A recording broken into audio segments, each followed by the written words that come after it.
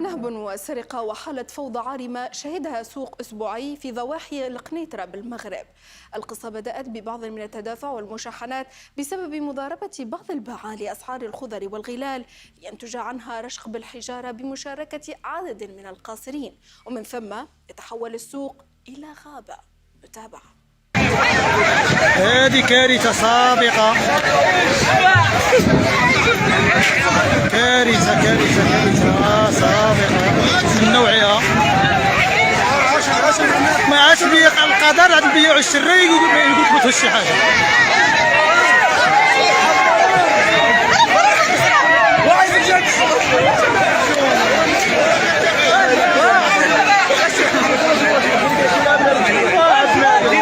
صافي بيعوا الشري هرب كاع مسكين، بيعوا الشري هرب، ربي يمنعها براسو.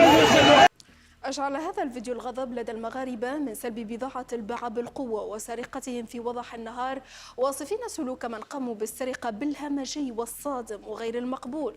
فعلق أحمد: تهييج عواطف البسطاء من عامة الشعب نتج عنه النهب والسلب والإجرام في حق المواطن. نموذج سوق ضواحي مدينة قنيطرة اليوم اتقوا الله في البلاد والعباد. واش هذا ضمير اللي قدر يوصلنا لهذه الحالة من السيبة؟ تتشوفوا شباب هاجمين على بائع الخضر بأحد الأسواق نواحي القنيطرة، هاد البائعين مساكن يلي جاوا يسترزقوا على الله وتعرضوا للنهب، الشيء اللي خلاهم يهربوا ويسمحوا في رزقهم ورزق أولادهم للنجاة بأرواحهم. هذا الشيء خطير جدا وما عنده علاقة لا بالجفاف لا بارتفاع الأسعار.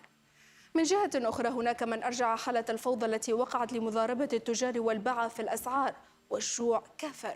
فغرد محمد على تويتر: ما جرى صباح اليوم في أحد أسواق ضواحي مدينة القنيطرة سابقة خطيرة في المغرب، وقد تكون له عواقب وخيمة على استقرار البلاد. إذا تكرر موضوع غلاء الأسعار سيظل ككرة نار تكبر وتتوسع إذا ظلت الحكومة صامتة وعاجزة وتاركة الملف لهواة ركوب الأمواج. آخرون تساءلوا: أين الدولة المغربية من كل هذا؟ من سيرجع حق الباعة؟ هل سيتم محاسبة الناهبين؟ هل ستتكرر هذه الحادثة؟ فكتب مصطفى: صورة غير مشرفة من سوق أولاد جلول بن قنيطرة اليوم تزامنا مع أضراب الشاحنات، فوضى وحجارة وهروب التجار ونهب سلعهم.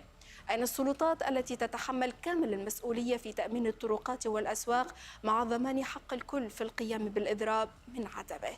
فشاركونا أنتم بآرائكم، هل الجوع والفقر وانتهاز الباعة ومضاربة الأسعار مبرر لمثل هذه الفوضى؟